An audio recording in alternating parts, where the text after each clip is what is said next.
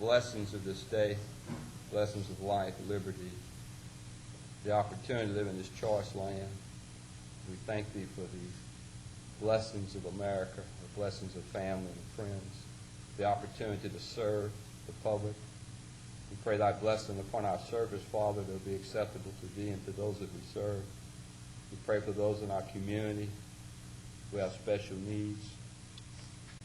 We pray for this meeting tonight that we'll do the work of the people in a professional way, in such a way that will bring honor to Thee and will be acceptable to our citizens. We pray in Jesus' name.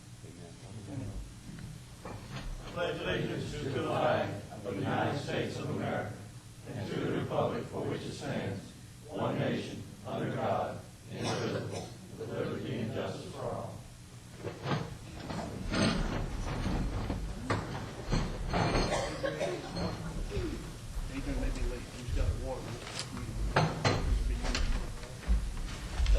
We've got Mr. Adrian Thompson, Mr. Mark McConnell, and Mr. Jordan Valentine Madison.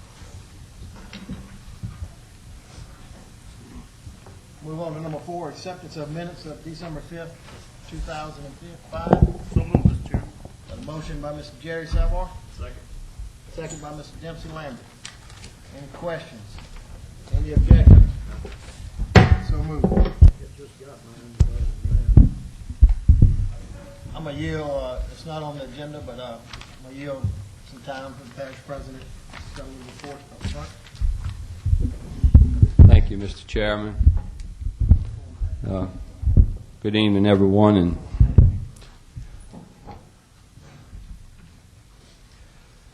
got to put these reading glasses on.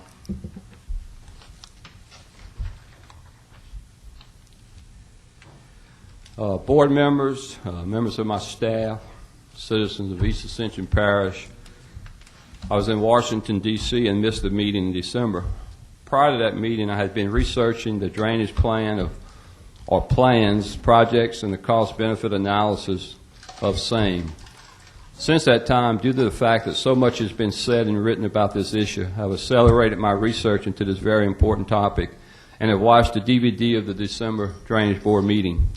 I've met with some of the original members of the Drainage Task Force established in 1980 by the City of Gonzales, read the Prescott Foley and Associate Incorporated plan that was completed in 3 phases between 1980 and 1983, and then presented to the voters of East Ascension Parish in 1984.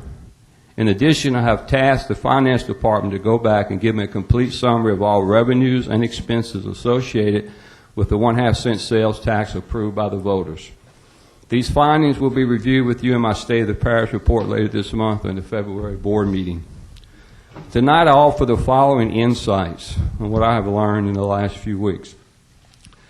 Number 1, the original plan adopted by the voters called for the Drainage Board to be comprised of police, jurors, and other citizens. Obviously that has not taken place. Number 2, the Prescott Foley plan was estimated to be completed as early as 1990, with the sales tax going away once construction was completed. The property tax was estimated to be sufficient to maintain this drainage system. Obviously, that has not taken place either.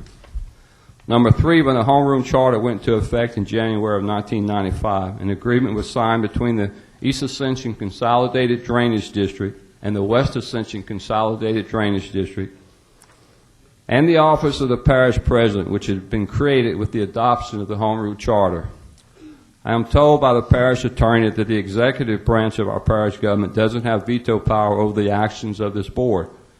Even though our charter addresses special districts such as fire, water, and drainage, and if our attorney is correct, I think it is a mistake. For in order for us to truly have 2 branches of government with separation of powers that is envisioned by our charter, the executive branch needs veto power when the parish president disagrees with the action of this board, just like we have in most other boards in the parish. To further clarify this matter, I am sending a letter to the district attorney and the attorney general asking the following question. Are the 2 drainage districts in Ascension Parish under the authority of the parish charter of the state of Louisiana? Either way, once we get these legal opinions, we will then be able to chart a course that makes sense for Ascension Parish and gives authority to both branches of government. Without that authority and balance of power, we could continue to see what has happened in the past few months.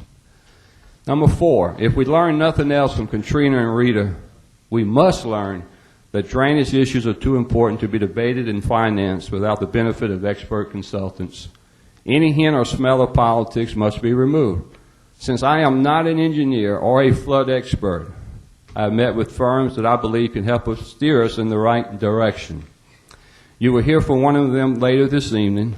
With Katrina, we had more of a wind event, but with Rita, we had more of a water or flood event.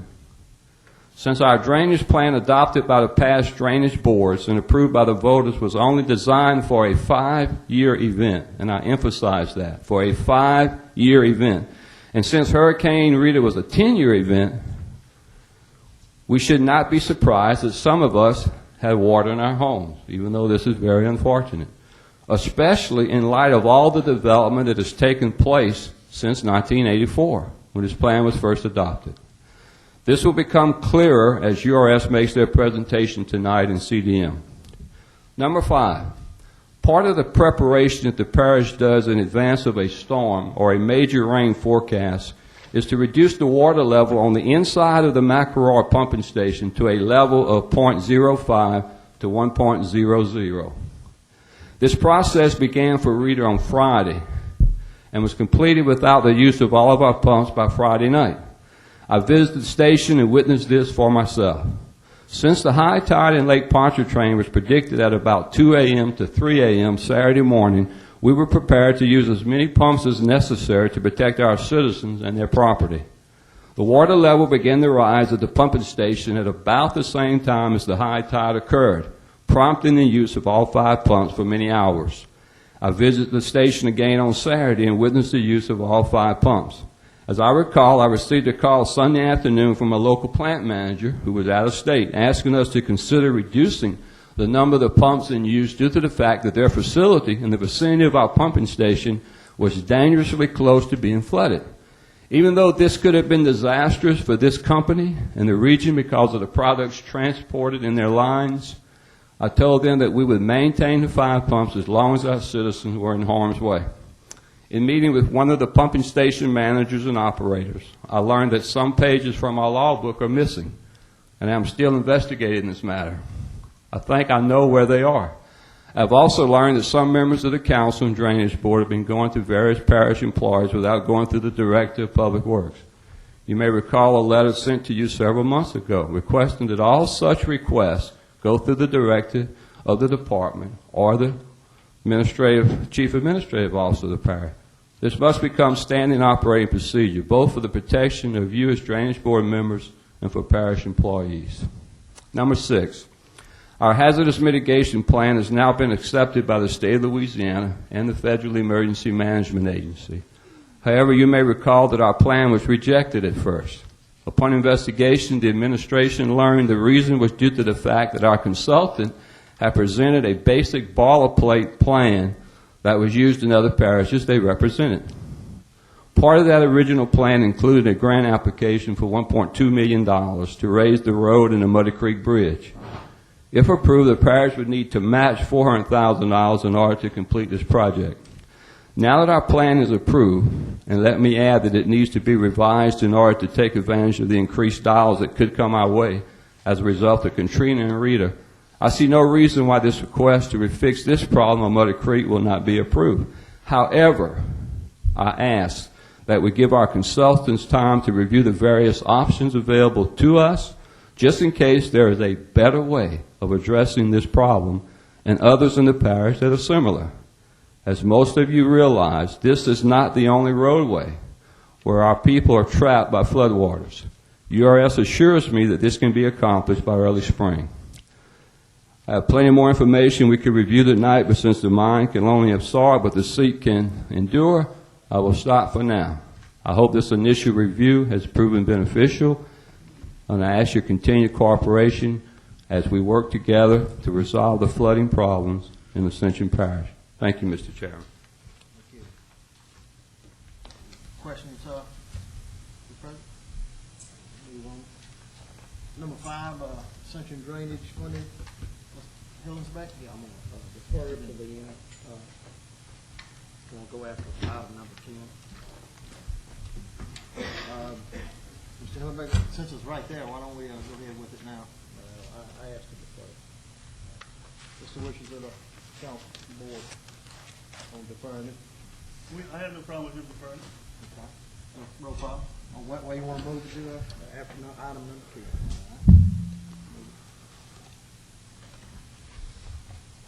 Where at? Item number 10. Call it 10A. Number 6, drainage concerns, Mr. Jerry Savage. I'm going to ask mine to be deferred behind Mr. Hillensback. Mr. Chairman, I'll go ahead and I'll pass tonight on my presentation. How's that? Okay. All right.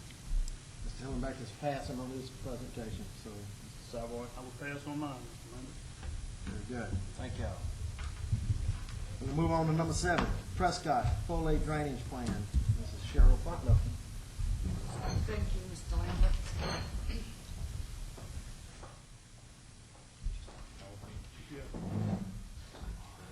I think Mrs. Fontenot has a PowerPoint presentation.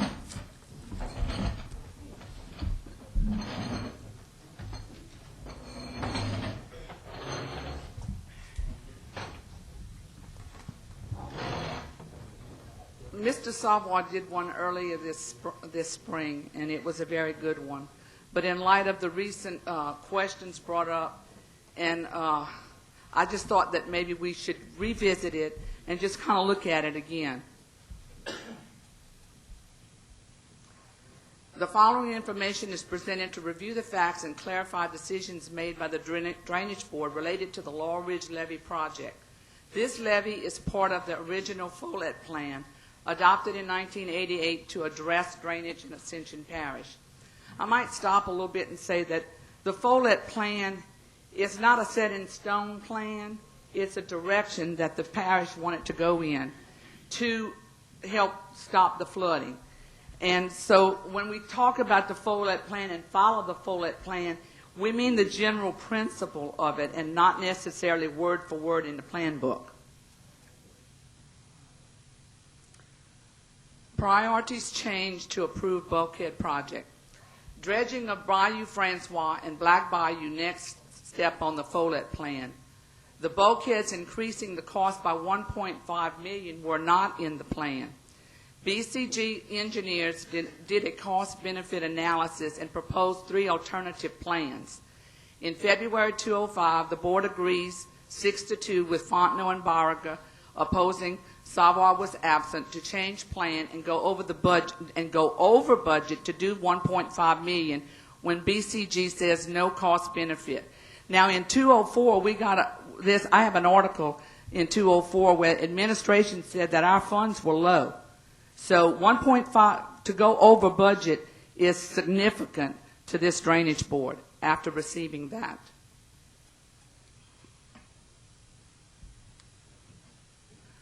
Return to the Follett Plan. Like I said, it's return to the original concept of making a difference in the flooding of Ascension Parish. In the minutes of June 2005, a motion was made by Jerry Savoy and seconded by Cheryl Fontenot to redirect the monies for dredging Black Bayou Francois and Black Bayou projects and to place toward the priority projects, all present with no opposition. Dredging projects not abandoned, just reprioritized due to the cost-benefit analysis. Muddy Creek Bridge, whose priority? The minutes of March 2004 record a lengthy discussion brought about by Councilman Hillensbeck on Muddy Creek Bridge. Motion was made to seek FEMA funding to raise the bridge. No one opposed. This was the first mention of Muddy Creek Bridge to the new board and is a priority of only Councilman Hillensbeck. President Hughes says we need to look at all other problems in the parish that are similar. This is all in the same meeting. Bridge not board's priority. The minutes of 10:04, Public Work Director tells the board that we need to start 2 projects in 205. Laurel Ridge Levee, Conway Panama watershed. Shaw is looking at this time in the FEMA funds for the bridge and says we need $427,000 in matching funds. Without a motion or approval of the board, administration then moved $500 from drainage money to cover the match in the 2005 budget for this bridge. The redirecting of monies. The board decided to return the money to the Drainage Board Fund and have administration place Muddy Creek Bridge as a budget item under Road and Bridge Fund. Matching funding for Muddy Creek is still in the budget, and a grant is still being sought. President Hughes just addressed this particular item in his speech. I didn't know that he was going to have that. The FEMA grant for Muddy Creek Bridge, $1.2 million grant, was rejected because of our mitigation plan and not because of the redirection of the money. This is very important because some of us have been accused of redirecting money and hurting our own constituents. And this is not, this grant was not rejected because of that redirection. In fact, Aegis was hired to do the mitigation plan. Peter Muddy of Shaw was hired to apply for the FEMA grant. The grant required the hazard mitigation plan. FEMA rejected our mitigation plan. Out of 69 Louisiana applicants, only 4 were accepted. Even the state of Louisiana, from what I was told, their mitigation plan was rejected. Aegis has then revised the mitigation plan, and we heard tonight that it has been approved. The Follett plan, not political. The Follett plan was not about politics. It was about solving drainage problems, but providing Ascension Parish with a plan to help prevent flooding. Laurel Ridge Levee is an important key to that plan. It protects the Blackwater Basin from merging waters of the Amite Basin, which would overload the Marvin Bro pumping station, bringing disaster. This is the Marvin Bro pumping station, a major accomplishment in Ascension Parish. It is what the Follett plan is about. It's about this pumping station and protecting it and making sure that it's functioning and operational, and that everything along the plan, that we finally get it together so that we can protect this huge thing right here. I want to say at this time that it is nowhere going to address everybody's flooding issue. People are going to have their houses flood. I lived in Sorrento some 20 years. My house flooded. It's never flooded again since then. It flooded during Hurricane Juan. Different systems that come in will bring different type of flood situations, and somebody's going to flood. The Follett plan doesn't address that. It addressed the major drainage, and that's what we're trying to function on now. So it's not a plan that's going to stop everybody from flooding. We will address those things at another time. These are the words from original draft of Mitchell Epps. The floodplain of Henderson, but this is out the newspaper. The floodplain of Henderson Bayou and the floodplain that serves the Marvin Bro pumping station touch or overlap in several locations. During the 1983 flood, water from the Henderson Bayou floodplain that should normally go directly into the Amite River came very close to spilling over into the adjacent floodplains. Now, someone else has told me that it did go over into the adjacent basin, but this is Mr. Epps' quote. This could have easily overloaded the Marvin Bro pumping station, which was not designed to handle the excess flood water. This could have produced a catastrophic flood situation on the east bank of Ascension Parish. This was in the Gonzales Weekly on November the 3rd, 2005. Location of the Laurel Ridge Levee. I've spoken to both Mr. Epps and Mr. Quintemont. Mr. Quintemont at many lengths, because actually I got started on this early in my term with a conversation that I had with Quintemont, who first pricked my attention to the Follett plan and to the drainage situation. So I've talked to Mr. Quintemont on several occasions. According to Mitchell Epson, Willett Quintmore, the levee is crucial to the Marvin Bro pumping station. The location of the levee is about protecting the Marvin Bro pumping station. Most everything in the plan centers around the pumping station. It is not about whose district the levee is in. It is about following the plan. Again, the plan to protect the Marvin Bro pumping station and get the water out of Ascension Parish.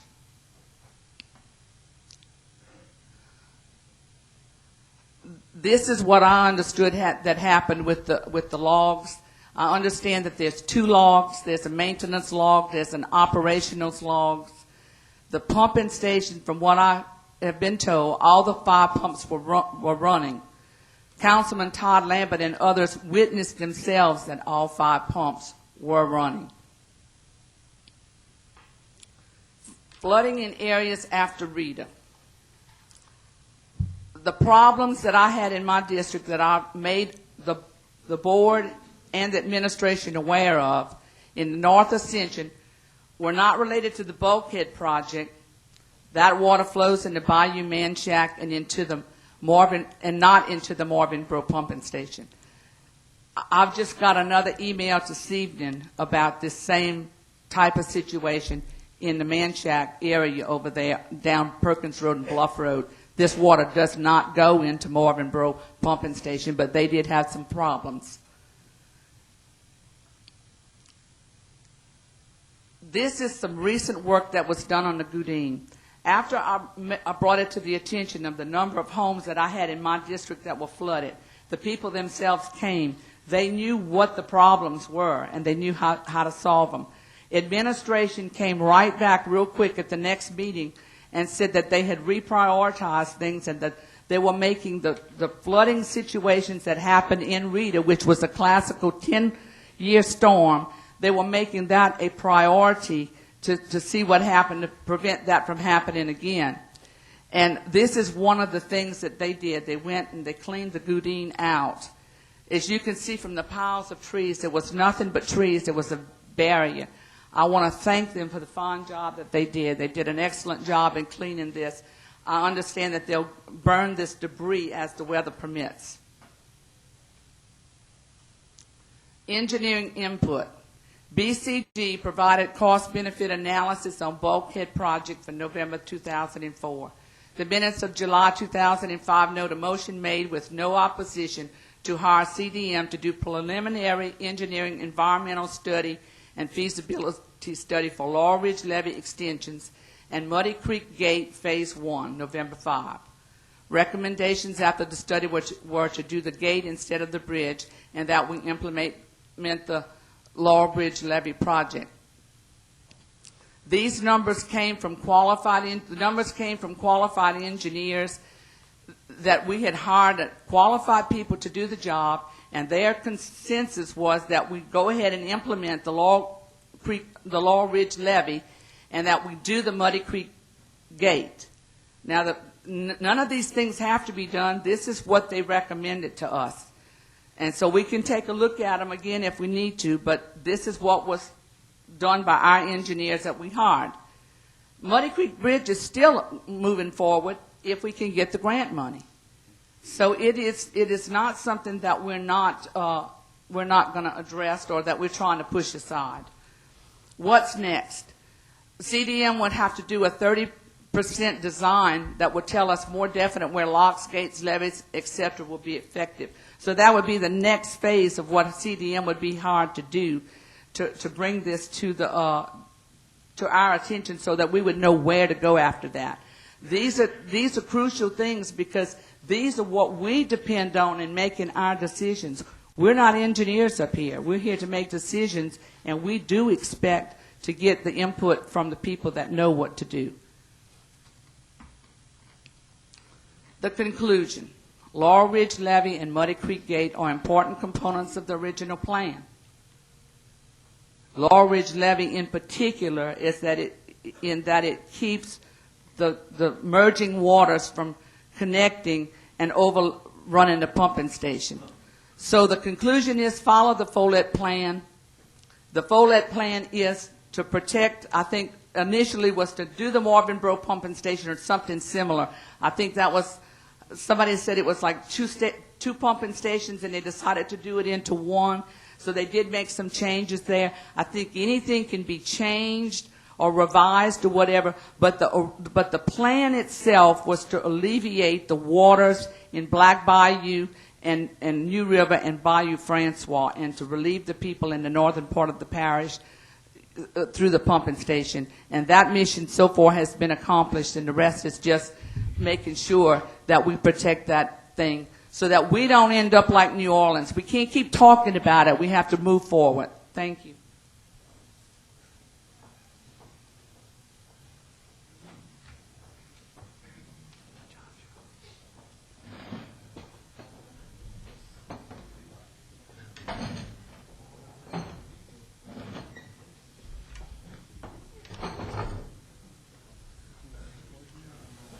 Any questions, Ms. Faulkner? We'll move on to the... I just got a comment. Mr. Elizabeth, comments. We just said volume. I guess y'all can hear us out there okay, huh? Volume turned down. Oh. You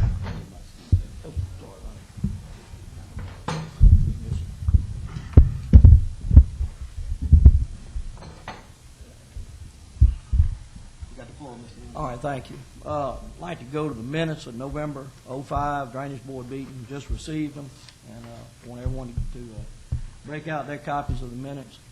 In the minutes, Councilwoman Fontenot is stated discussing the drainage in her district. She explains how the northern part of her district drains back to Bayou Manchac, which is true. She talks about the southern end of her district that she represents, how it drains back toward the pump station. She talked about both at the November meeting and the December meeting how there was debris in the major canals and the bayous that stopped the flow of water in her district to the south through Grand Goudin that restricted the flow to the pump station. She even came back and mentioned several of the subdivisions that I had on my PowerPoint presentation that flooded. She confirmed that. She went on to thank Bill Rue and DPW for their people getting out and clearing the debris from the canals and bayous, which they did, and they did do a good job. I thank DPW for doing that, and it probably prevented some people from getting water in their houses unnecessarily. But the next thing Councilwoman Fontenot stated was that she called the pump station, and the pump station employees told her that they cut the pumps back. This is on the Saturday after Rita. Rita hit about 2 or 3 o'clock in the morning. The pumps were cut back. Okay? I just want to remind everyone that Grand Goudin is not the only waterway that flows to the pump station. You've got Black Bayou, you've got Bayou Narcisse, you've got Bayou Francois, you've got New River, and you've got Severio Canal. So I find it kind of odd that we'd be cutting back on the pumps because we've got restrictions only in Ms. Fontenot's district, which I'm just restating what she has stated. But Cheryl, I appreciate very much you making that statement, because you confirmed my statement when I said pumps were not running, all 5 pumps were not running continuously. Not 8 hours, not 12 hours, certainly not 32 hours. Now, I didn't come tonight to do, I was hoping all this was going to be put to rest. Didn't want to do a PowerPoint presentation, but I fully had one ready. I am going to make a few other comments. This Drainage Board voted in June 05 to go back to the Follett plan. I've got the newspaper article. In that vote, it was to do a floodgate and levee at Muddy Creek Bridge, or on Muddy Creek, per the 1982 plan. Well, if you go back to that 1982 plan and you look at it, there is no levee with the floodgate. All it says is a floodgate, and you know what it says? It says a floodgate at 8 feet MSL, which is mean sea level. Okay, now the bridge is built currently and constructed at 14 feet sea level, MSL, and it's going under by an additional 6 feet. So CDM did get it right in that they said they wanted to build a floodgate at 20 feet. But it was, however, it was a floodgate and a levee. Now, if we're going to follow the plan doesn't call for a floodgate and a levee. It just called for a floodgate. The parish president put the $400,000 matching money in the budget. And under the charter, the parish president puts the charter together. This council votes on the budget. And that's what we did in November of 2004. And we had some discussion that night on that particular item being in the budget. Now, after that was over, throughout the first part of early 2005 at council meetings, I know this issue came up on 2 separate occasions where there was a move or an attempt to try to move that money out of capital projects and put it somewhere else, and that failed. But one thing that didn't fail was that this council voted in June 2005 to redirect the funding, redirect the priorities, and along with that redirection was Muddy Creek Bridge now was going to become a floodgate. The Shaw consultant, and I wasn't going to call his name, but Ms. Fontenot had that information right. The Shaw consultant told me, he says, you cannot receive grant money to build a floodgate when your grant request is to raise the bridge. As good as they are at tap dancing up there, it's not going to happen. So I stand by what I said. The Shaw consultant, Mr. Muddy, went on to say that our project was a valid project. It was going to be approved and the money was going to be withheld pending receipt of the hazard mitigation plan. They knew we were working on the plan. They knew we were close. And it's my understanding, according to the Shaw consultant, we were going to get the money after the plan went in.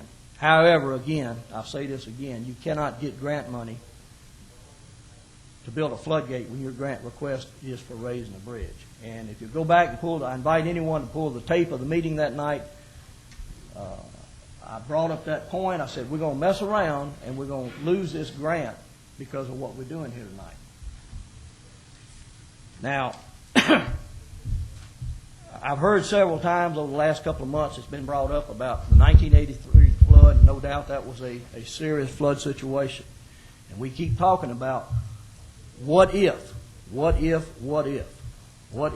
water from one flood basin gets over into another, and I'm glad to hear it was finally clarified that as close as it was in 83, if I heard you right, Councilwoman Fontenot, Mr. Epps confirmed that it didn't happen, but it was close.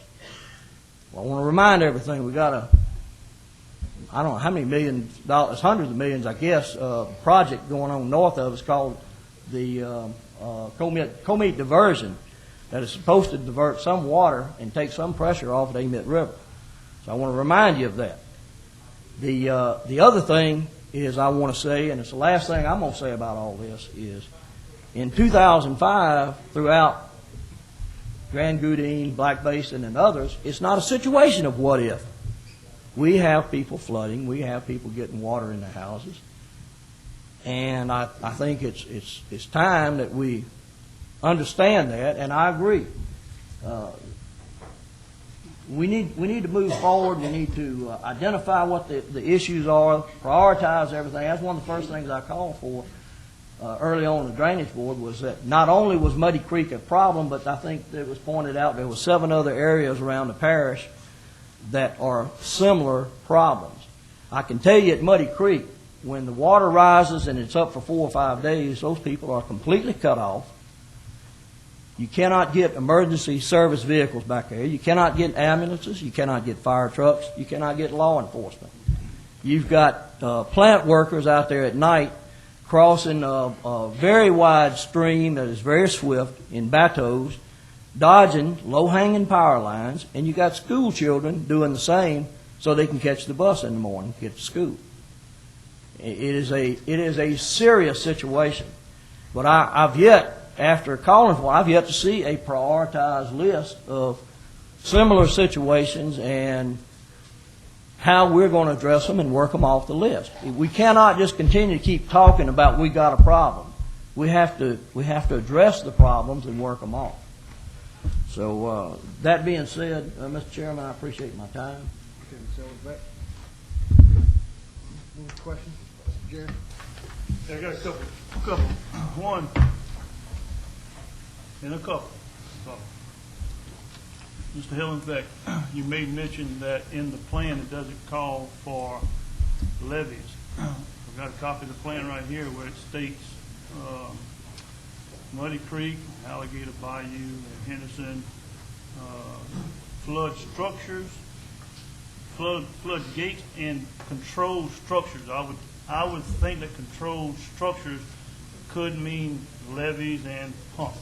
So I don't know if you've seen this part of the plan, but right here it says controlled structures works. So to me, that indicates levees and pumps, and I don't think that this board would move forward with a major project like that as far as just putting a gate if there's needing some levees or pumps. Certainly not my intention, that's for sure. So to clarify that, the plan, the way I can appreciate it, does give way for levying and pumps if that's what's necessary. One other thing is I'd like to let everyone know that the department is right now in the process of getting bids for some long-reach backhoes, track hose, and some dump trucks that can go off of concrete on the ground so that they can start the process of cleaning and dredging upper reaches of Black Bayou. And that should be, according to the department, we should be turning some dirt over at least by the middle of February, if not sooner. So the upper reaches of Black Bayou is going to be addressed very shortly. That's welcome news, Jerry. Thank you. Or at least the starting of it. So anyway, that's all I have. Any more questions? We're going to move on to number 8. URS, evaluation of Morgan Brook pumping station capacity. Mr. Mike Paterno and his assistant, Mr. Tom Dawson. I'm going to hand out copies of what I'm going to go over real quick. I'll try to be brief, guys. I know it's been a long one so far. Basically, the scope of what we were to do, we were contacted by Bill Rue, Public Works Director, several weeks ago before the holidays to discuss the performance of the pump station during a hurricane, and more specifically, we were to look at and provide general opinions on the existing available data, current configuration of the station, the magnitude of the event, the performance of the station during the hurricane, and further improvements to increase in the canal and pump station capacity. We first, on that same day, performed a site visit. We found the station to be generally very well maintained. Did have some limitations with access and low roadways, but it was noted that the pumps have capacity roughly of 1,000 CFS each. That's about 448,000 gallons a minute, and contain about 2,250 blown horsepower per pump. We noted no restrictions at the suction and discharge of the station at that particular time we visited. Discussed with the operator the operation of the floodgates, where typical that the gates are open, and then generally, of course, when inclement weather conditions are prevailing, that the gates are closed, pumping begins, and it's typical strategy to get it down to around elevation 0, as the parish president said earlier.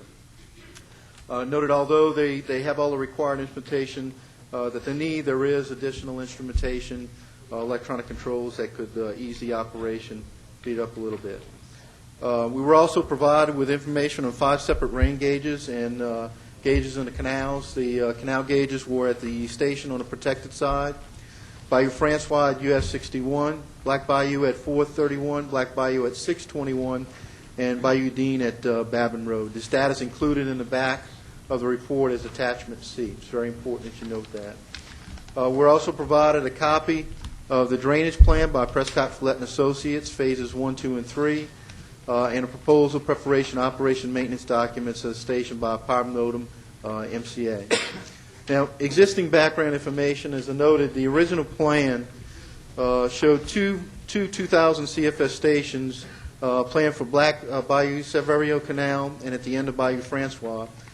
These stations were designed in the plans pumping stations 1 and 2 respectively. However, during the site visit, obviously, we have a single pump station with 5 1,000 CFS pumps, each again with 2250 blown horsepower engines that were observed. Total station as designed has a rated capacity of 5,000 CFS, or roughly 2.2 million gallons per minute. Note at the time of writing the report, we didn't have the actual performance curve, but there's additional detail provided by the DPW that notes the exact horsepower and capacity of these particular pumps. In addition to the above, the original plan specifies that the pumps and the canals were all designed for a 5-year, 7.5-inch rain over a 24-hour period, or a typical 5-year frequency event. That is shown in Attachment A to this report, that little excerpt from the study itself. Also attached for the reason information, including in Attachment B, are storm frequency curves from Technical Paper Number 40 in from the U.S. Department of Commerce, Weather Bureau Service, and LDOTD, which references and utilizes Technical Paper 40 for their frequency events. They include both 10-year and 5-year, 12-hour, and 24-hour storms. To clarify the term return frequency, it's more accurate to think of it in terms of exceedance probability. Basically, what that means is a 25-year storm is actually designated as a rainfall event which has a 4% chance of occurring in any given year. A 10-year storm is about a 10% chance occurring in any year, and of course a 5-year storm about a 20% chance. The lower the storm frequency, the higher the probability, in other words. Typically, I'll note that most municipalities and state agencies in more rural areas, including DOTD, design drainage systems in the more urbanized areas for 10-year frequency event. However, lesser events are utilized in the more rural areas. When the master plan was completed for Ascension Parish, and keeping in mind that this happened over 26 years ago that this process was started, the parish was much more rural. And for this level event, a 5-year storm was probably appropriate. Implementing a plan using a higher frequency, such as a 10-year event, would incur greater costs than that associated with a lesser frequency, such as the 5-year by Prescott and Follett in their master plan. And the 5-year event is acceptable, pending the parish is willing to take a certain level of risk at a certain cost. In summary, the higher the storm event that the system is designed to handle, of course, the more expensive the system, but of course, the better it will handle larger storm events. It's also noted in the report, although well written and thought out, does not provide evidence, at least not the copy I have, proving that any type of modeling was accomplished and more specific methods or criteria utilized for calculating the drainage features in pump stations. This was over 26 years ago. Not a lot of the same models that we utilize today and calculating things were available. And certainly in more rural areas in the 5-year storm, hand calculations, and it was a very well thought out and detailed plan, was certainly acceptable.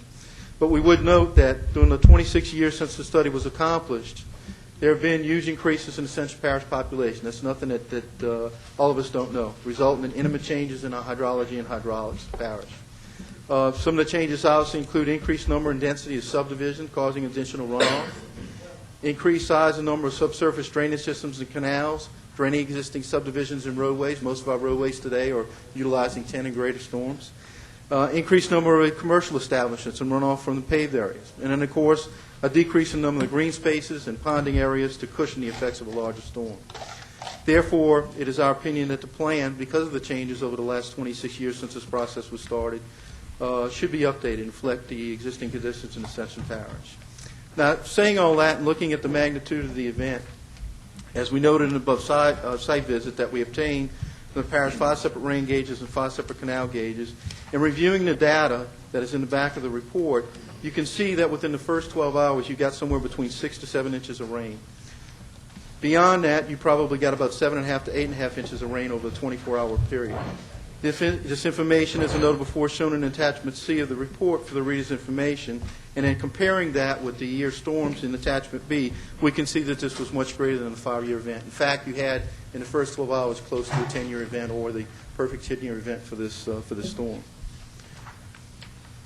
Included also is Attachment E of the report, which is a representation of the surge accompanying with Hurricane Rita. This information was obtained from LSU Coastal AdCirc surge model and clearly depicts that the water surface elevations near the station discharge have been in a range of 4 to 5 feet. We all heard earlier that the tides were fairly high above normal tides in that area.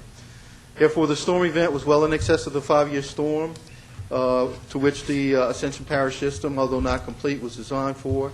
And then to add to the complexity of the situation, Rita kept high tides near the pump station, further magnifying the event and limiting the output of the station. So moving on to the performance of the station, also included with this report in attachment C, as I noted in the previous paragraphs, are the gauges throughout the canals during the event. A view of the information showed that the gauge near the station was pumped down to about elevation 0 near the beginning of the heavy rains and high tides. This was an apparent strategy by operations EPW staff to lower the elevation of canals, which would allow for some storage in the rainwater beyond what the station can handle. However, certainly the amount of storage was limited, specifically with the amount of precipitation as indicated in the attachments and also as noted in the previous paragraphs that I just mentioned. Again, within about a 12-hour period from start of the event, the parish saw about 6 to 7 inches of rain, or approximately about a 10-year event.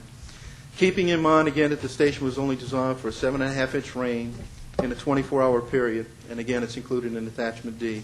From the Prescott Flood report, as well as attachment B from the Weather Bureau, for further information on this, you can see those attachments.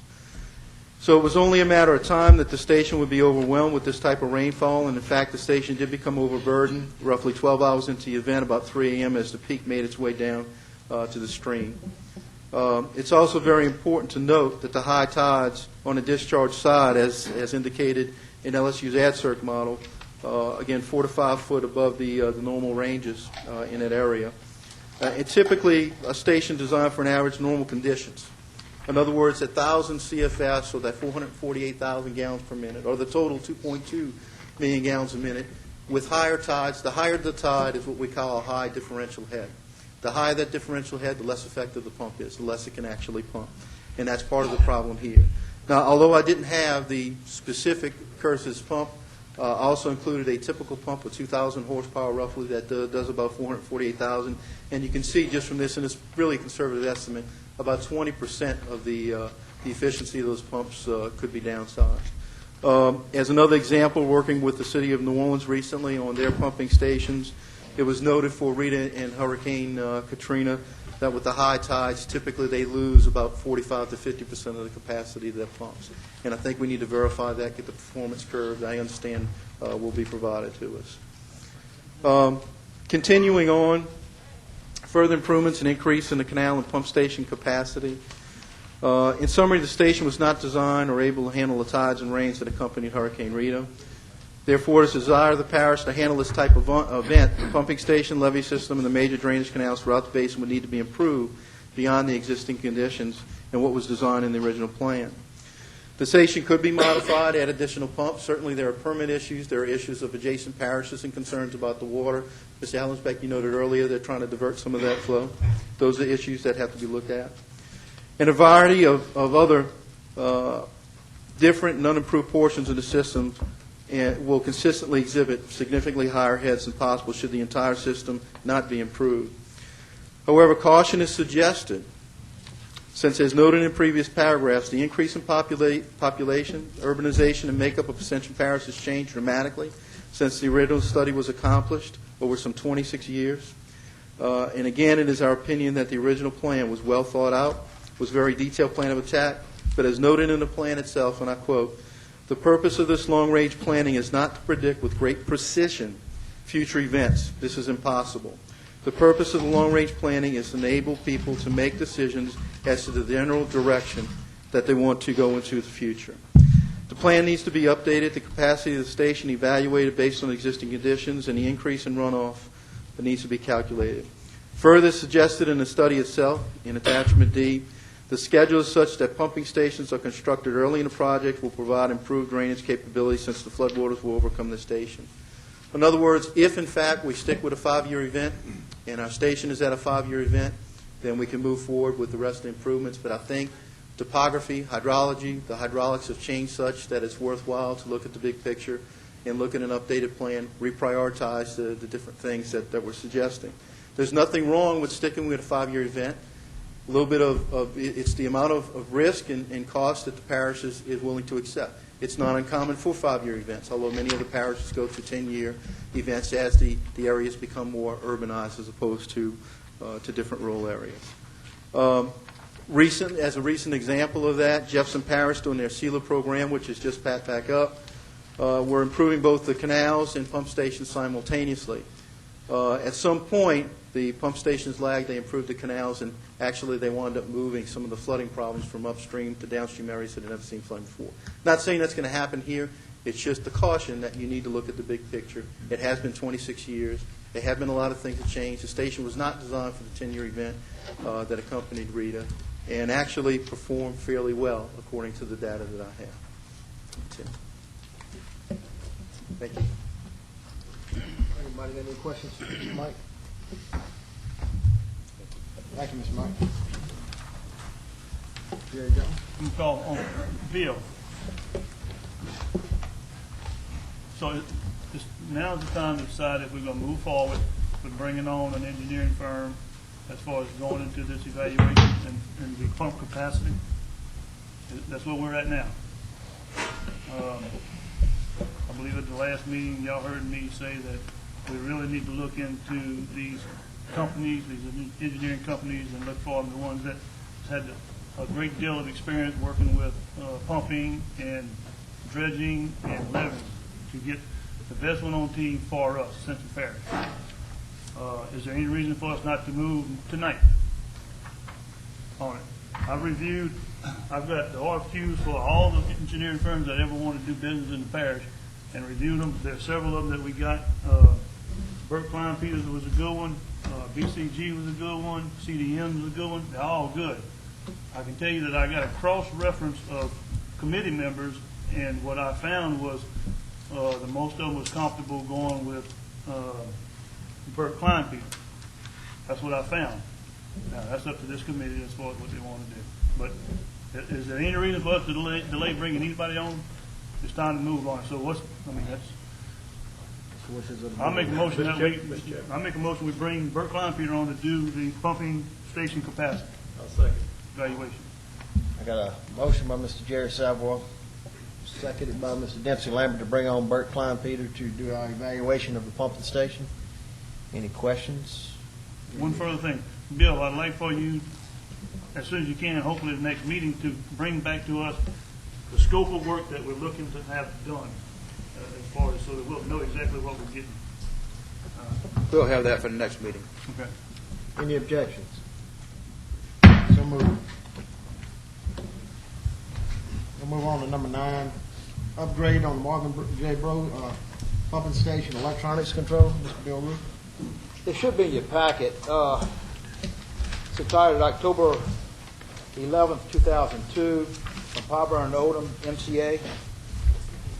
I think if you don't have it, we'll pass it out. This is what has been referred to in the last presentation by URS about upgrading the electrical and electronic system at the pumping station. This report was given to us, and analysis was given to us by Parish and Odom, MCA, back in 2002. And it made certain suggestions, and it has some figures for us performing the scope that's in this memorandum. What I'd like for you to do is, I'm passing out for information purposes right now. This is what they recommended. I'd like to come back at the next meeting with a firm recommendation of what engineering firm you'd like to do this. But this is basically what needs to be done at the pumping station. And what it will do is provide us with critical information as to the status of all the important functions of the mechanical systems at the pumping station, and give us a record of what's going on. So again, this is informational purposes. I'd like for you to think about it through the next few weeks, and I'm going to come back at the next council meeting with agenda item to select an engineer to do this. Bill, this is some of the building construction too of the pump themselves that we have some No, trouble with? actually, it's to go in there and put Just electronic devices on it. Give you, for instance, to follow or keep track of oil pressure and critical functions, the heating of the bearings and everything like this in the system, so we can catch a problem before it happens. And at the same time, record the activities of the pumping station for hours of pumping of each pump, each motor, the RPMs, again, get critical information about the mechanical systems at the pumping station. Mr. Barger. Yeah, thank you, Mr. Chairman. Mr. Rue, I see this proposal was done in 2001, and it's a substantial amount of money, and I know things changed drastically since 2001. Can you give us an updated estimation of what it may be? It should be around that. I mean, of course, it probably escalated some. The main thing is not to look at so much of the price. Use it as a reference only. What I'm looking at is some of the design suggestions and implementation of some of the items that they suggested back in 2002. If we decide to go with any engineering firm, we'll come up with a whole different proposal. But to do that, though, we need an engineering firm on board, hired by the board to go ahead and put basically the same thing together with new pricing and update this report. Would it be appropriate for us to go ahead and let URS look at this thing right here and Well, they are. have the input and come back to us with? Okay. They are. Again, I think the critical thing for this board is to start thinking about an engineering firm that you would like to, or several engineering firms that we can get with and get a proposal from. Jerry, we actually did look at it. We think it's a good idea with the equipment and level controls. And Well, I'm in favor of updating because the pump's been there since it's been in operation for quite a few years, and we really haven't done a whole lot of upgrading or maintenance on the pump system. Right. So I'm in favor of it. I just want them to, a second look from y'all, because y'all protecting us, Right. what we're asking for. Like, for instance, bullet point number 1, they're talking about a programmable logic controls and computers. How in depth are we talking about modernizing this thing? to the point where it's easier for the operator, as Bill put it, to check oil pressures, leveling all of the day tanks for the fuels, to ensure proper operation of same as a car engine. You have The reason why it's 2,250. important for me to understand that is because I work in industry, I work in plants, and with all the modern technology, that's fine and dandy as long as they all work. But if they go down, I want to be able to manually work and operate those, to some degree. I don't want a computer to go down when I'm really needing 5 pumps up. No, I gotta that pump has down nothing to do with the computer. operation of the pump itself. What it is just giving us the data of what's happening within those mechanical systems. Okay, So that's we what, can I want a try- better understanding of what we're going Right. at. So we can foresee or at least anticipate problems before it happens. Again, another, bearings heating up, we can shut it down before everything stops completely or something like this. Okay. We don't have that ability right now. Okay. And again, you can go with, again, another engineering firm or URS. We can task order URS to put together a packet of recommendations and for bids or whatever. It's whatever the wishes of the board. Again, it's to think about it between now and the next meeting and to give us your wish. Mr. President. I want to just caution us a little bit and get too many engineering firms. There's too much to say grace over. I think we need to, like I said, for 2 years now, limit to 3 or 4 firms that we have trust and confidence in. I suggest to you, gentlemen and lady, that we let URS work with the Public Works and Drainage Office to do some requests for proposals from those that we are doing, that we are utilizing now, and then get their proposals on estimated costs and benefits for this project. And so I encourage you guys to go that direction. And this has been almost, as Jared pointed out, it's actually been 4.5 years, 5 years. And if I can buy anything today for what I could have bought it for June 6, 2001, I think I need to look into it. And so that's my comments to you, and I encourage you to go that route, where we let URS work with Bill and them to come up with 3 proposals from 3 firms that we all feel comfortable with to update it and take the one that's best for the parish. Do we need a motion to do that? Just take it under advisement. I think I'll bring it back at the next meeting. Thank you, Bill. Any more questions? Then we'll move on to number 10, Drainage Task Force, CDM. That's right. The last page, you remember, the report was given to you from CDM on their basic benefit cost analysis of doing the two tasks given to them, which is Muddy Creek floodgate and also the Law Ridge levee extension. And you should have a copy of it. I think it's handed out to you. They brought that report back. It's submitted to the board. The next step is to go to a 30% design on those two structures, if you still wish to do the two structures. What we're asking for tonight is to decide if, in fact, you want to do the two structures, or to choose one of them and maybe have an alternate to the other. Again, it's the wishes of the board. But we need to task them to go to the 30% design on one or the other, or both of these tasks as the next stage of their job.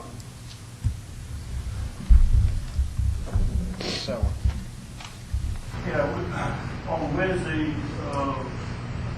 last week, members of the board, Mr. Dennis Lambert, Mr. Doug Dillon-Beck, Mr. Mark McConnell, myself, Mr. Bill LaRue, Mr. Don Heisler had a meeting.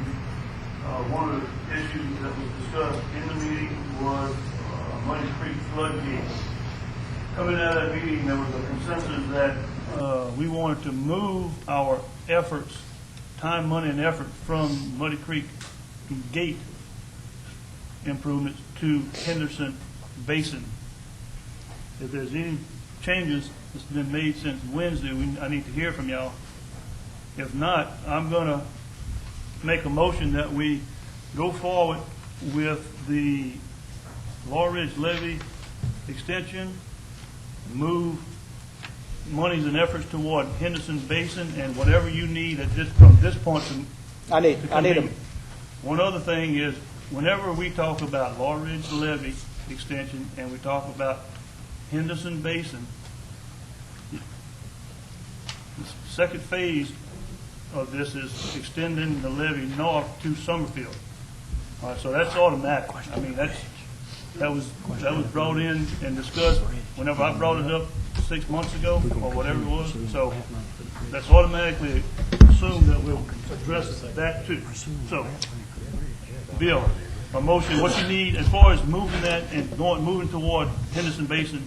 I need a task order from the board for first to direct CDM to do a benefit cost analysis of the Henderson Basin protection. So we need to get through that phase first. And then my motion. You got that, Mr. Laverne? We're authorizing the administration to move forward with giving a task order to CDM for 30% design. No, that's not 30% design. This is just to do the VC analysis. You want me to do both? I'm doing both of them. Right. You're doing 30% design on Law Ridge extension, Law Ridge levee extension, and moving forward to doing the benefit cost analysis of Henderson Basin protection. All in one motion. Right. Got a motion by Mr. Savard, second by Mr. Barger. Questions? Just a quick question, because I was in that meeting, and we did decide that we were not going to abandon the idea of doing something with the Muddy Creek Bridge, right? I mean, Right. But that's separate. That's road and bridge. Right. That's road and bridge, and that's where the funding is rather than drainage. But we are continuing to pursue grants to work on that bridge, as long as that's not forgotten. To clarify that, that's already been discussed with consulting engineers for us going and getting money or getting the grant back for the raising of the Muddy Creek Bridge. Mr. Chairman. So we're in a process. Thank you. Now, refresh my memory, Bill, and anybody else around this table. What total cost are we looking at? I see engineering costs here through these projects is close to $1 million.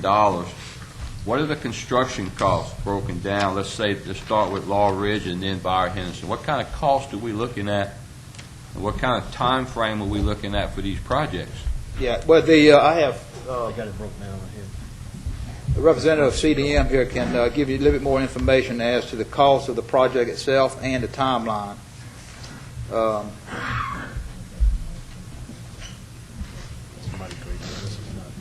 I see we got $12,886,000. That's from start to finish, including all professional services and permitting and everything, that estimated cost of Laurel Ridge levy is going to be right at $13 million?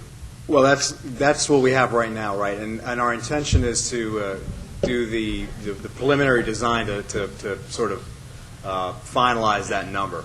Okay, and what is the estimated timetable from start to finish for this project? That we haven't finalized that yet. I think design should take and the preliminary work should take up to about a year. Construction, should take 2 years after that. So what inflationary factors should we put in here for 3 years? I'm seeing in $2,005. I don't have that for you right now. Okay. What about this Henderson Bayou? What's the scope? And then we haven't worked that out with the director yet. Thank you. And that's to the action of the board. That's what they tasking us to do right now, is to find that scope of work. Yeah. Jerry, I guess I need some clarification here because in the previous presentation, you talked about Laurel Ridge levy. You spoke of a section between Gold Place Road and Prince Road. Is that the levy? That's correct. You also spoke of a levy from Prince Road to Summerfield. That's right. That's not part of this, right? We're speaking of the levy extension from Gold Place Road to Prince Road. Am I correct, Bill? And a substantial rehabilitation of the old levee. Of the old levee, but we're not talking about a section of levee from Prince Road to Summerfield. This initial design criteria is just for that. You're right. It's just Prince Road to Gold Place Road. That's correct. And Right. So it's a On its 2-mile 30% section on its plus 30%. rehab of the old levee. Rehab of the old levee. And the estimate's $13 million. Mr. Chair. Do we have any idea then of what the estimate is well, let me ask two questions. How effective is just this first phase, we'll call it the first phase, going to be? How effective in preventing flooding, obviously, to the people in that area? And what's the projected cost? And what's that distance from Prince Road to Summerfield? It's a long distance, but in tasking CDM to look at the Henderson Basin, what we're going to ask them to do is look at that whole area, backwater flooding of the whole area from Amite River, which would include the additional levee from Prince Road all the way to Summerfield, in addition to north of 42, protecting that area from backwater getting into the Henderson Basin. So we're going to task them to look at that whole situation, All in the backwater same flooding. task order here. We're going to have them look at everything. Because that protection, you have to have some of that protection along the lake area and through that, because all that water gets into the Henderson Basin through Summerfield and through Henderson Bayou, Lake Delor and all. So I'm going to have them look at everything. Am I safe to surmise then that it's going to cost us at least for that next phase of that construction cost, will be at least what it cost us for the first phase or more? Probably more. It depends. But there are some alternatives that we're going to look at, which includes the possibility of using the Amite River high bank as a possible flood protection, using the high areas of the White Cypress Swamp all through around the lake and everything as building a protection levee through there. A lot of alternatives are going to be looked at. Thank you. So to put numbers on it now, we can't, but that's what they're going to come back and start giving us some basic numbers after they do this task. Any more questions?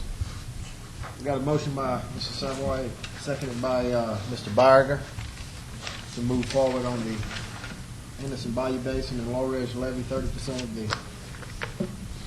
guess it's the study of it. Ron, you got all the motion on it. Any objections? So moved. Now, before we move forward, I got Mr. Randy McCoy wants to speak on this issue. Got a couple.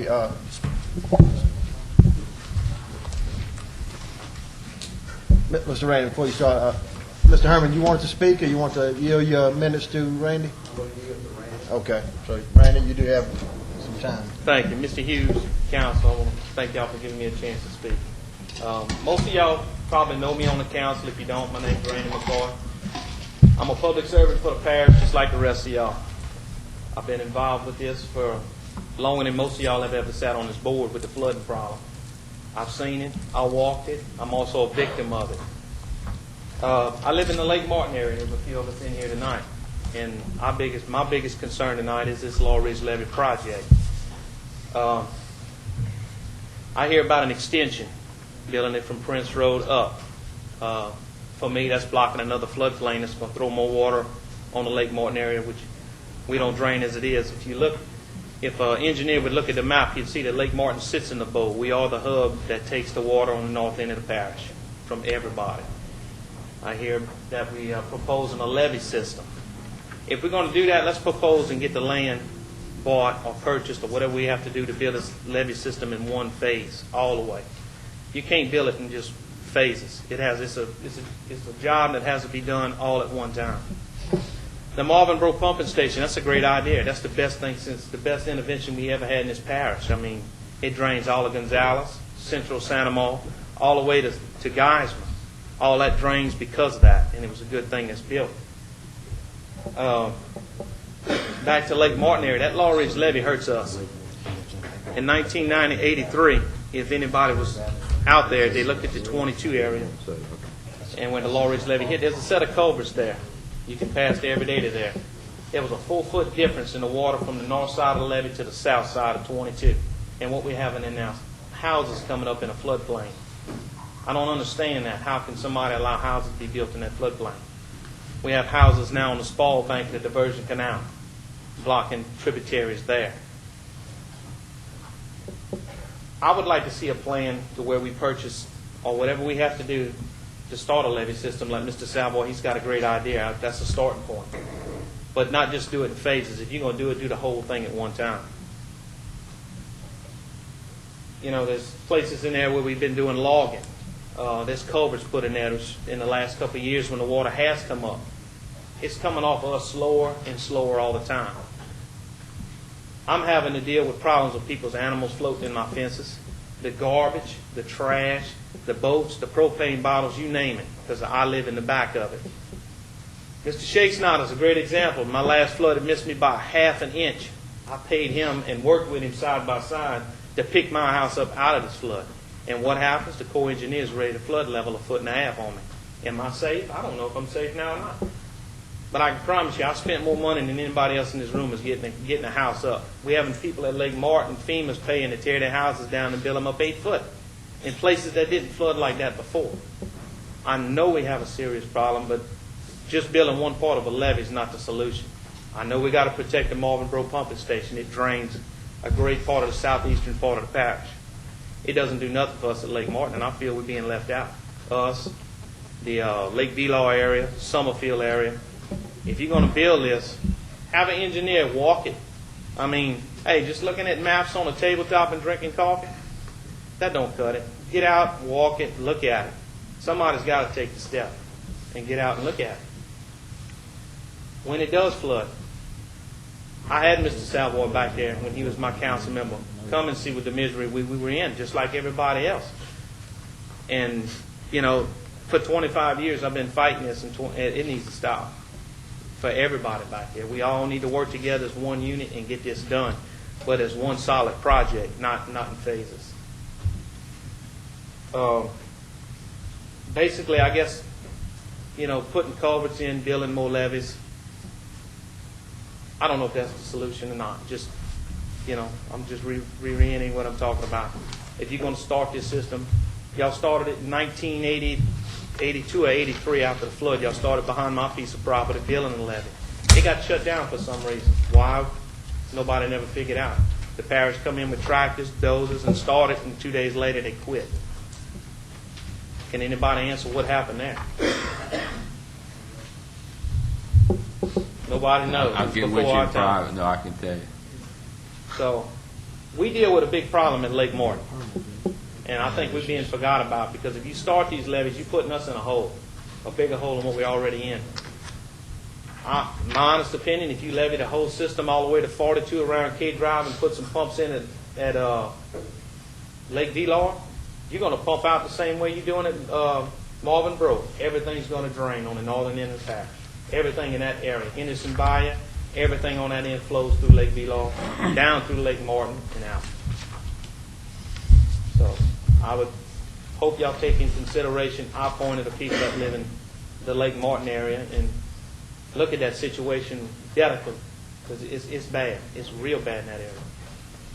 So, Mr. Lambert, I hope to God we don't have another flood in that area, but if we do, I hope you're there to see it and see what we deal with. Yeah. You know, it's when everybody's high and dry up around Gonzales and from Lake Market over, we still have water, and it's a week and a half to get out. And you talking about plenty of people trying to get in? How about your local law enforcement that can't get out, that have to come out by boat? It makes it bad for everybody. That's right. I've been back there, in the 80s, 78 flood, and it's bad. I'm aware. Been back there with the dump trucks with the town of Sorrento at the time. Because once it comes up enough, there's no way to get trucks in there, and there's nothing getting out now. And I know we built in a flood zone, but I built prepared for that. And years ago, we didn't have that big a problem. Right. And it's been growing and growing and growing. I understand why. The growth in the parish, everybody's building up. We digging ponds and subdivisions and putting the dirt on to build the houses on. Where's that water got to go? That's a problem we all got to look at.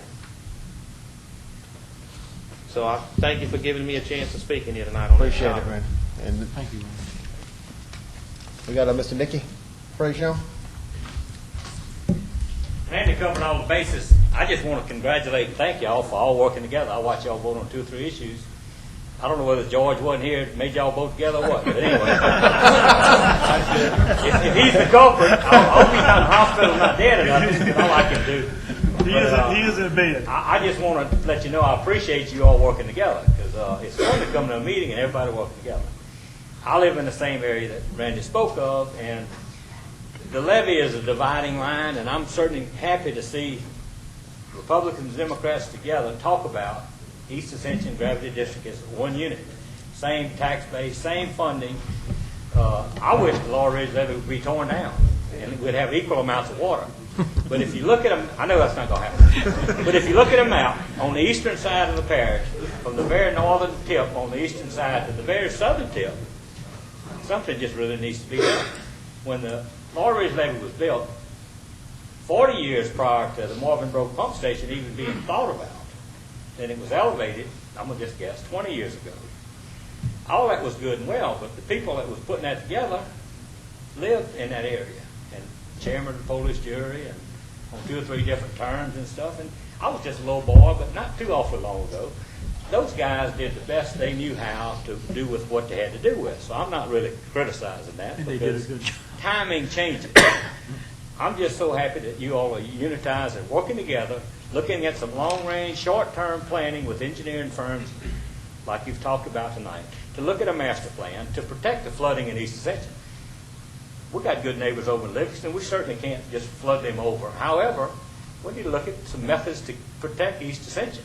I mean, we got valuable real estate and multiple housing that suffers and stuff. And I thank you for working together. And if George is the culprit for this thing not being together, I'm going to tell him to quit coming to meetings. But anyway, I know that's not the case, but thank you so much. Appreciate it. Thank you, Nick.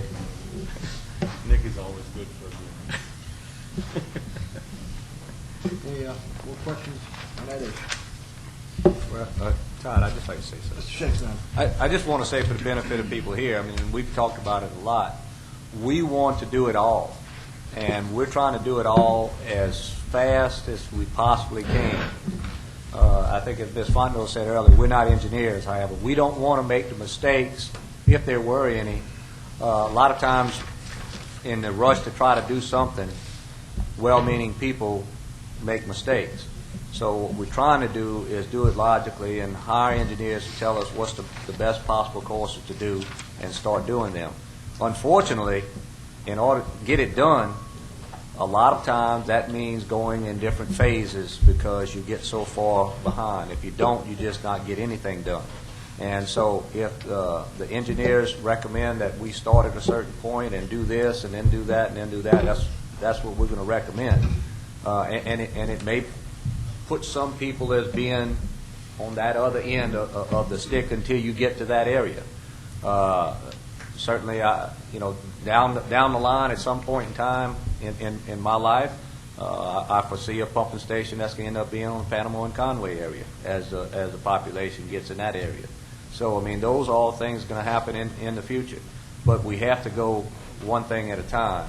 and hopefully we can concentrate on getting this one thing done, get to the next one, and get it finished. So, Lord knows I don't want to go raise Randy's house again. And they can get out there and make sure that that they get fixed up in that area. So we are trying to do it as quickly as possible. Yeah, he's my chairman's consultant. Move on to the chairman's report. I have nothing on it.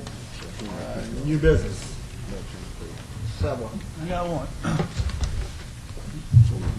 Gentlemen, Ms. Fondo, Randy, you might appreciate this here. This package here has been sitting in my office under a pile of paperwork probably 2 or 3 months. Since the holidays, I've had an opportunity to get my pile down, and I finally came to this. And I've seen it when it came in, but I just put it on the side. And then when I was trying to get my desk cleaned up, I read into it and see what it was. And as it turns out, it's some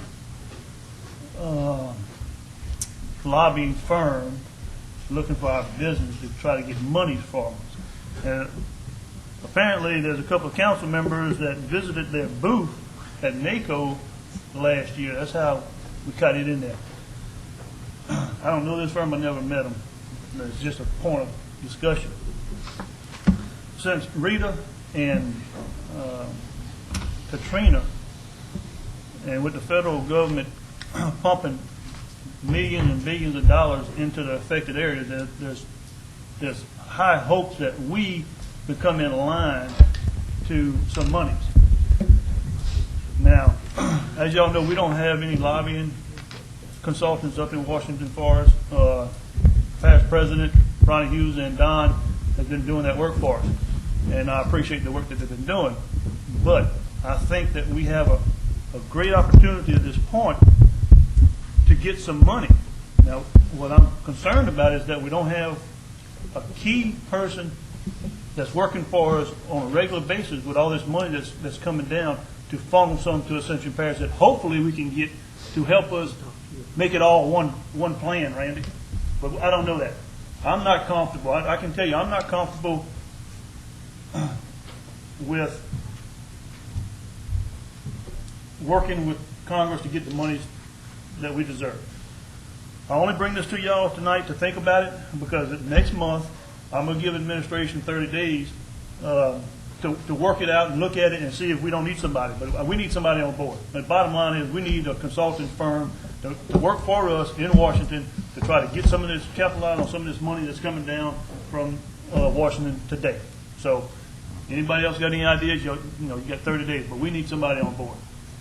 Don't need to be this far, that's for sure, but that was just for talking point. That's it. That's all I got on new business, Mr. Chairman. Okay. Mr. McCollum. Just a request of Mr. Rue and the administration. Earlier, I'd been working with our Assistant DPW Director, Mr. Eddie Howard, on a project in my district, in District 10 in the City of Gonzales, and now Mr. Howard has moved on, so I think that project is maybe just kind of sitting there foundering. There's a drainage canal in Pecan Grove subdivision, back behind where the Reverend lived, back behind Chef John Foles' house. It runs back there. Some years ago, when that subdivision was developed, and I believe it's for aesthetic purposes, there was a weir put in right behind Dr. Novakoski's house. And the weir was strictly to kind of just keep water levels up. Well, the residents of that area are complaining about terrible, terrible mosquitoes because that weir is essentially a long lake, but it's so shallow that no fish can grow into it. And I would really like to look into the possibility. I've discussed this with City of Gonzales administration members and with the residents of that community. The parish put the weir in, and I'd like to see what it would take to take that weir out, and then it would become just an empty ditch that we would mow it to maintain it, or it would be mowed in order to maintain. So, Bill, I'm putting you on the spot. We had started working on this with Eddie, and he might know some information. But I'd really like to move forward with getting that out before mosquito season comes back again. This is a major lateral going through Gonzales. I think you and I actually talked once about it. it was requested by the city of Gonzales for the weir to be put there to keep an elevation in that bayou, much as the same as New River, to keep an elevation in it for aesthetic purposes. If the city of Gonzales has no objections, then I don't see why the parish should. It's the administration's opinion that it's of no use if, in fact, the city of Gonzales and the residents that live along that in the city wants it out. I don't see any reason for not for having it there. I don't see any reason for not taking it out. If I could meet together and we'll discuss all of that, and then we can have it as an agenda item in February. That sounds good. Mr. Chairman, if you don't mind. Mr. Laverne? And I'll work with Mr. Rue, and we'll have some discussions on it. Sounds good. Mr. Montecano, can you see that we get a resolution from the city that with no objection? Yes, sir. Okay. I sure can. Good enough. Yeah. Get it all on the legal page. Any more new business? Old business? Thompson? Yes, sir. There's a ditch behind the Holiday Inn in Gonzales that the parish relocate, and they never went and covered the old ditch back in. I would like to see why that had been covered in and what it takes to cover it back up, the old ditch. Bill, y'all familiar with that? Well, there was a request from landowners to move the ditch over, and at the time the agreement was between us and landowners, we would move it, but they would spread the dirt, cover the old ditch after the job was done. So that was a verbal agreement between us and the landowners, and that's the reason it wasn't done. If it's directed by the board, we would be happy to go and cover it, but that's the reason it was not done originally. I'm not saying it didn't happen, Bill, but according to the landowners, I know. we just didn't cover it back up. I don't know what happened or who dropped the ball. We'll look into it, Mr. Thompson. Thank you. Look into it and go forward. Just a phone call, something like that would suffice, you and Martin both. I don't even think you need action to do this if it's... I mean, we can go do it. We have. Well, that's what I needed to find out. We're within our rights action to of the do Drainage it. Board to put it in. But again, we did it at a request of the landowner to benefit his property. And so we moved it over. They were going to assist by just filling the ditch in. But again, we can go clean it up. It's no big deal. That was it, Mr. Thompson? Yes, sir. Thank you. Mr. Dempsey? Yeah, thank you, Mr. Chairman. I'd like to go ahead and announce a bridge subcommittee meeting, January 31st at 5 o'clock. What administration, do you have someone? Ms. Helen? You got it. We have a new book. We have a assistant or what? We'll have to check the schedule, see if we have any more Well, they meetings. announce it. That's our attorney. Oh, So, thank you. Shakespeare. Thank you, Mr. Chairman. I just want to bring some people up to date in the Sorrento area after a prolonged period of time that we were trying to do engineering and everything. We've been having some problems of getting water to the pumps to be pumped out of the Sorrento Basin, and DPW now is, since engineered is completed, is going in and or digging the big lateral ditches that go from basically the new road through Sorrento to the pumping station. So I think you're going to see a great deal of improvement on getting the water from away from people's houses and out of the pumping station. The last event we had, the water was down low in the pumping station. It was high around their houses, and we just couldn't get the water there fast enough. So you're going to see a big difference, I think, by the time that's finished. And I appreciate taking care of that. One thing while you're talking on that issue in Sorrento, Bill, I think we've been having some vandalism at our pumping station in the Sorrento area. Do we need to move on something as far as putting some type of security, as far as camera? we're looking into that. The administration's looking into Okay. some alternatives to monitoring the place better. Okay. Thank you. Mr. Savoy. Bill, don't go anywhere. Where you going? You not finished? Bill, why don't you bring the board up to speed on benchmarks? What we're doing, what needs to be done, where we're at. There's been some movement toward reestablishing and evaluating the benchmarks in the parish. Yes, well, part of the drainage, master drainage ordinance is one of the prerequisites is to add more benchmarks to our already existing system of benchmarks, according to the most recent standard, which is the 88 datum. We have 60 some odd, I think. CJ, come see a minute. We have, I think, 60 benchmarks or somewhat right now. That's already is in pretty stable locations, most of it along our bridges. The suggestion from the survey company and from the Corps of Engineers is to add more to that, branching out more into other areas of the parish. Right now, they're going mainly along the Black Bayou and Goudin, I think. Yeah, where we survey for modeling. Right, where we survey for the BCG modeling. Those benchmarks in place. Again, we need to branch away from the center part of the parish into other areas of the parish. Do you have any other information on the benchmarks? No, I did call them. They were supposed to get with me. I promise you, by next parish board meeting, we'll have an update for sure. I'll get it.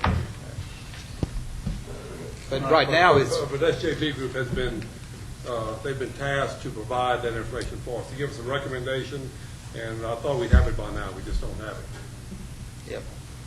I spoke with y'all earlier about the number of benchmarks that's needed for us to do our work in the parish versus is there anything mandated? I mean, and we need the board needs to know what's mandated by us to provide. Then we need to see how many we need to get our work done. And you haven't gotten all that information. Is that what you're No, that's what we're waiting on, because we went back and asked for more information and for a little bit more to their task order. It's taking them a little bit longer, and that's why we don't have the information tonight. Well, this is important because this is where you're taking your survey marks off your benchmarks and setting elevations for slabs and everything else. So, and coming to find out, according to the Corps, there's some of them that's wrong or something or whatever. So that's the reason why we need to come and revisit this and make sure that our benchmarks in the parish are at the correct elevation. Well, ours, again, the ones that's in place now are very accurate, we believe. That the question is, how many more do we need to do as a parish? Because of the fact most of these benchmarks are used by private companies, survey companies, and in reference points, to setting house labs and their surveys and things like this. And the question is, how many more do we need with the 63 or so that we have now? And that's what we're trying to get that kind of information together. All right, so you're not ready for us to make a move on tonight. You should be ready by February. We'd definitely be ready by February. Good enough. This is a handout I asked Mr. Laverne to have, but we had been meeting with the subcommittee on the drainage ordinance, which we're required to have, actually, and we don't have in place at this time. This is for everyone's review. This is for you to look at, take a look at. We're going to try to put it on the agenda for next month's meeting. This is our starting point. If you have any problems with it or anything like that, please get with us so we can address the issues. Try to get a consensus with everybody so we can move forward. We really need to get a drainage ordinance passed in this parish so that we can be consistent across the parish and move things forward and protect our citizens, so especially in this situation. So, Thank you. Any more old business? Got number 14, executive session. Henderson Bayou. Motion to go into executive session, Mr. Chairman. Got a motion by Mr. Barger, second by Mr. Savoy. Any objection? So moved.